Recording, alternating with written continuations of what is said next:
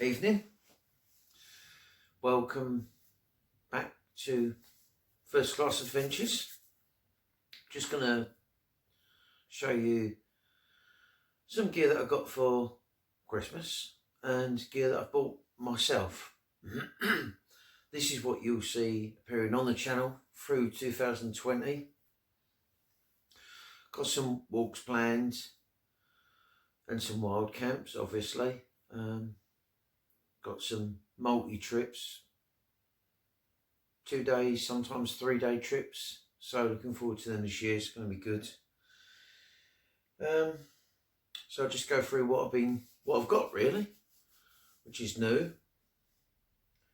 Thank you for subscribing to the channel, liking, sharing, everything really. It's been overwhelming. Got 88 subscribers so far. I haven't been doing it that long, so thanks to all the people that have helped me, and I really enjoy what I'm doing now. It is fun, actually. I never thought I'd be doing this. So, if you've been watching the channel, you would have seen my balaclava that was needed for me. It's like a cockerel.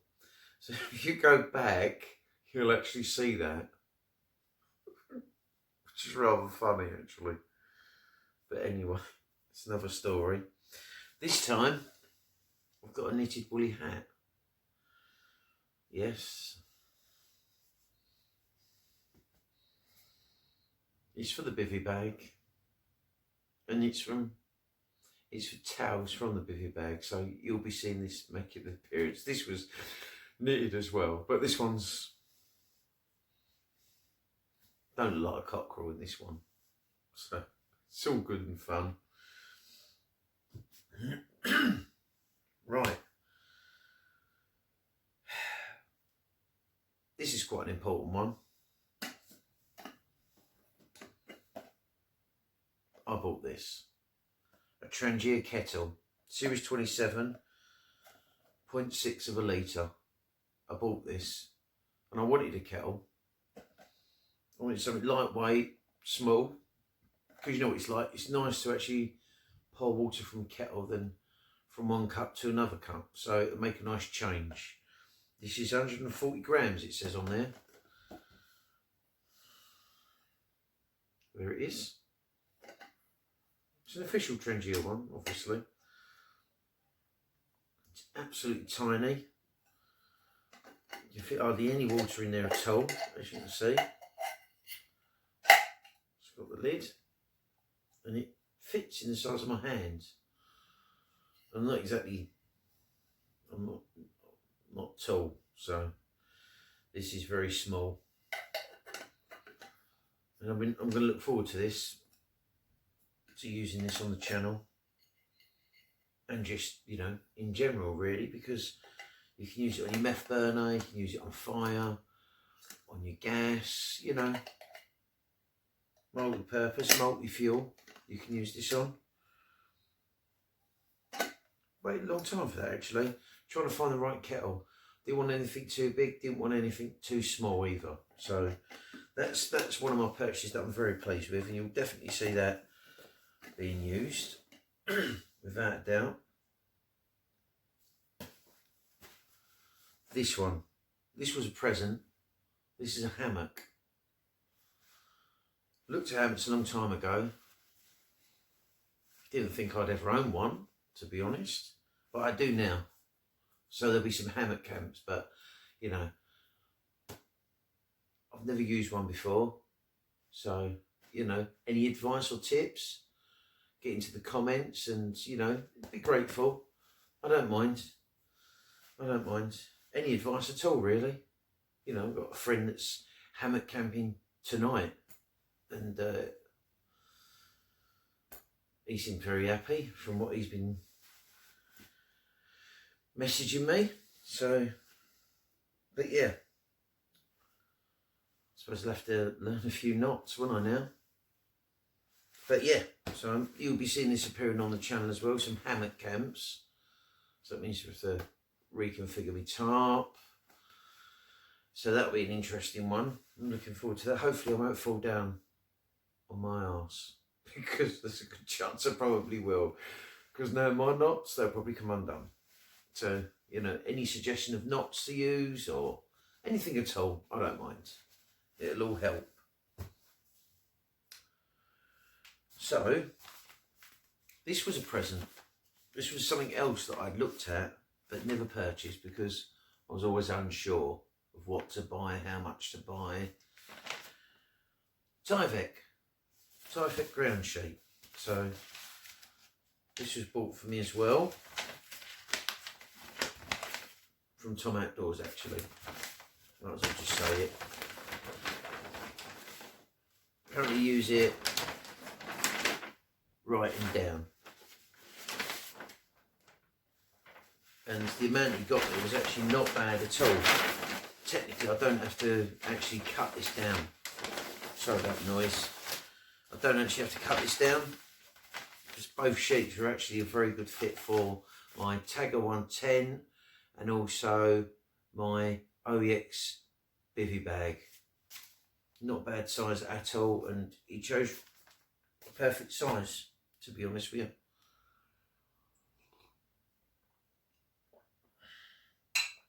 Perfect size, and as I said, you know, it's something I looked into. Just been using my normal green tarp, and to be honest with you, it's very good and I do like it. And I'm used to using that, and I'd be tempted to use both, but once again, I don't think I have to use both. So and he said that this is like puncture proof sort of thing, unless you obviously put it on like a pointed twig or something, it might poke through it, but you know, do I use both or not? That's the question. Me, I probably would, because I wouldn't want to puncture my stratosphere or my bivy bag or any of my pads, you know, my sleeping pads. But there you go. That's something else that was bought for me. It was a very kind Tom. Thank you very much. From Tom Outdoors. People say I don't cook enough. People say you don't cook enough.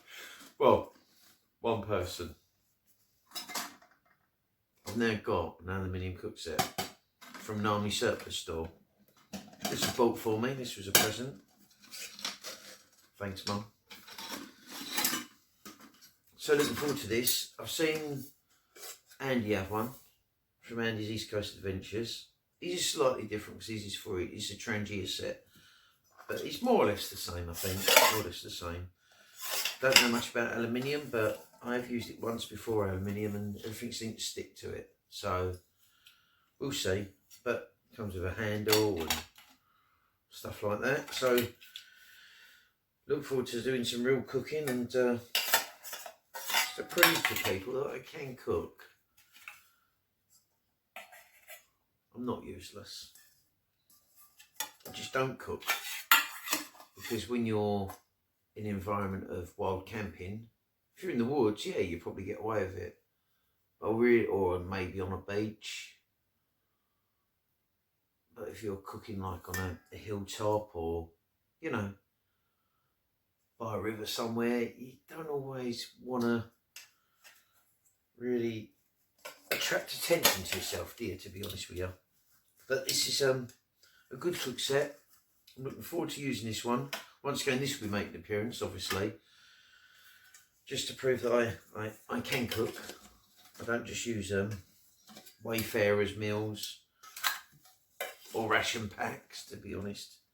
Well, everything has its place. Everything has its place. Right, what's next? This one, before anybody says, I didn't look at the rating of this or anything, but I like the size of it.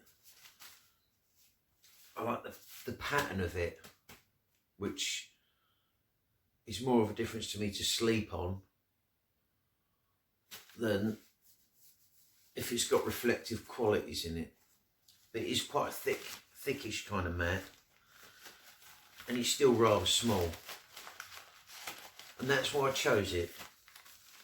You know, 'cause everybody's got their opinion on what they use, and everybody's individual on what they use. And this is what I chose. This is a Trekology UL50 ultralight sleeping mat. You know, this is what I've chose, nobody else. And it's lightweight, and I've tried it briefly, and I actually thought this was quite comfortable to sleep on. So you'll be seeing this as well at some point. All this is just to give you an idea of what I'm going to be using, because it's going to be a good year. I'm going to really make an effort with the channel because I'm enjoying doing it, and everybody said I should do it, and here I am.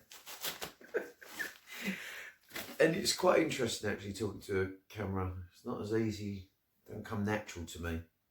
So it's actually, anyway, I've still got quite a lot of gear to go through here. Sorry about this video, it could be quite a long one.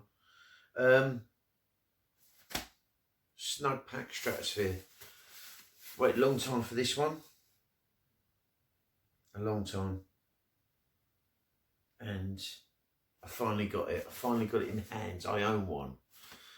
I looked at this online for a long time. Same company that I've always been looking at it. But I've bought it. It's mine. And it's basically just to keep the slugs off my head or any earwigs. That's something no one mentions. Earwigs. They are a pain. So, touch wood,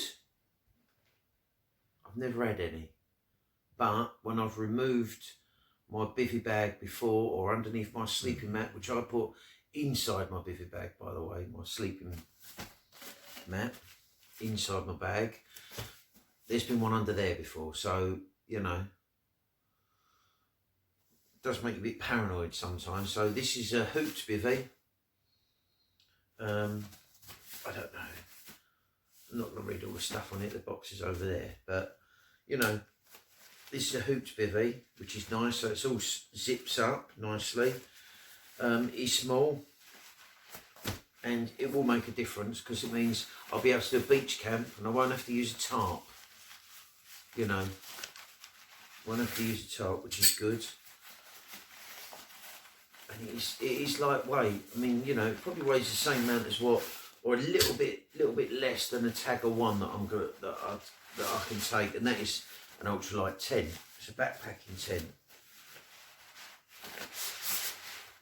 But basically, just folds down to that. I've taken this out and I've shoved it back in, to be honest with you. But you know, there's the poles in there. There's only two. They're only small.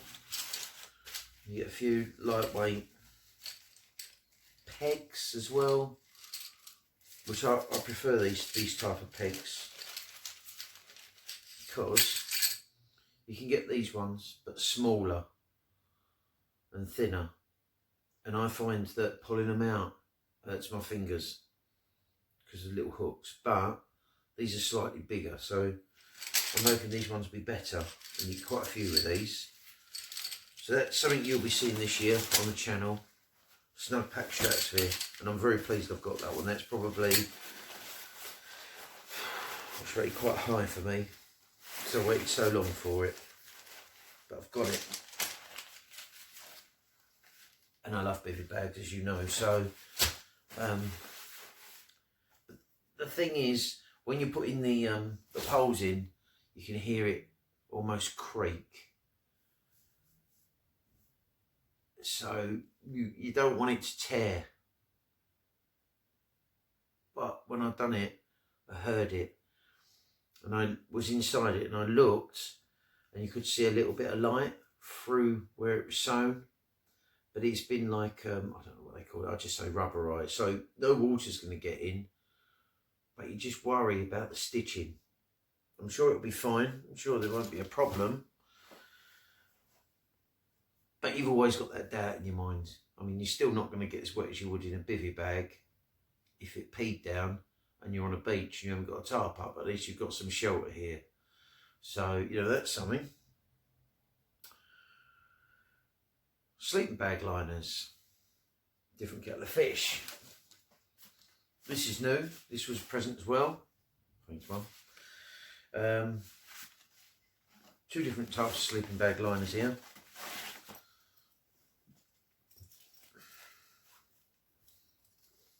Just a normal one. It's got that new fresh smell. It won't have, so it just smell of the woods and muddiness, and sand will be inside it and stuff.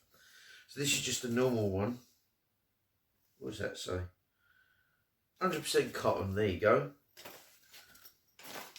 So this will be good because it'll keep inside the sleeping bag a little bit more cleaner, because I obviously go quite a lot wild camping, so it'll keep it cleaner, which will be good. And also it might retain a little bit more heat, which, once again, first time I've had a sleeping bag liner, so this will make a big difference as well, especially if you're going to be in a bivy bag.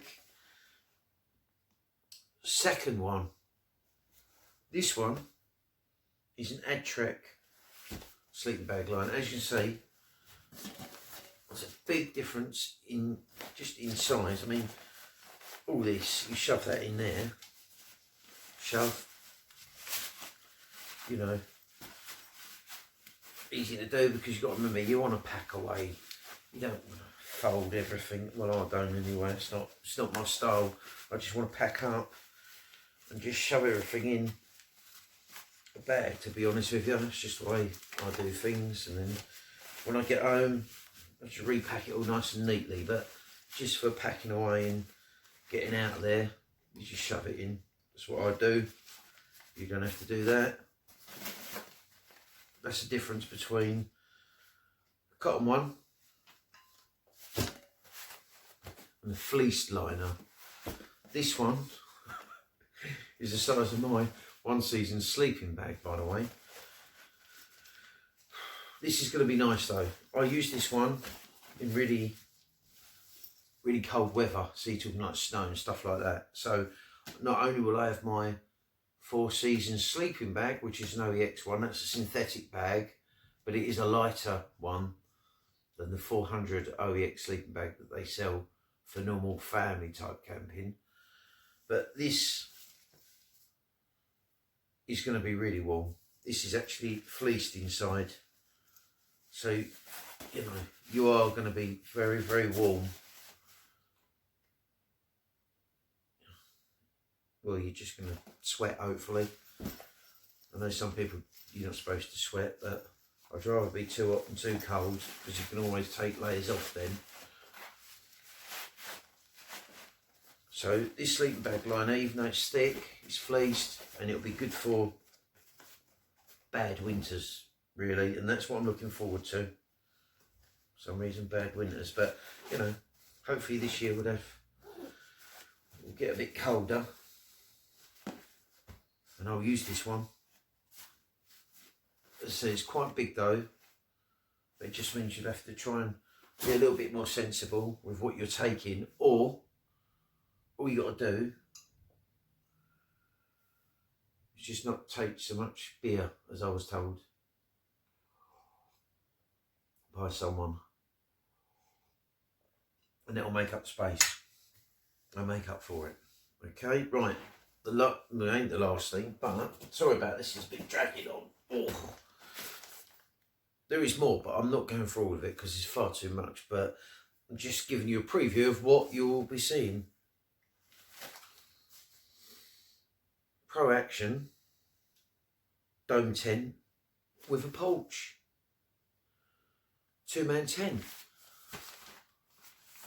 When I got this the other day, I could have swore the old one was about that big. So they've upgraded it and we've gained that much. So it is bigger by the looks of it. But this is freestanding, so you can have this anywhere. Great for beach camps. It's one skin, it's a little bit heavy, but for the sake of not taking my Tagger 110 out, which you'll see on the channel. If you go back on the videos, you'll see a picture of it. It doesn't matter about this one. You can have sand in it, it can have salt on it, it can have rain, it can have dirt. It don't make no difference. It was 25 quid, and considering the last one lasted me, I don't know, I think I had that about 5 years. And it's freestanding. So if you didn't want to put the pegs in, but you was going to put your gear inside, it wasn't going to go anywhere. And all you need is four sand pegs if you're going to take it out onto the beach. Sand, yeah. And you just pin it out on the 4 corners. That's it. That's all you got to do. So overall, it don't matter for 25 quid, and it will last.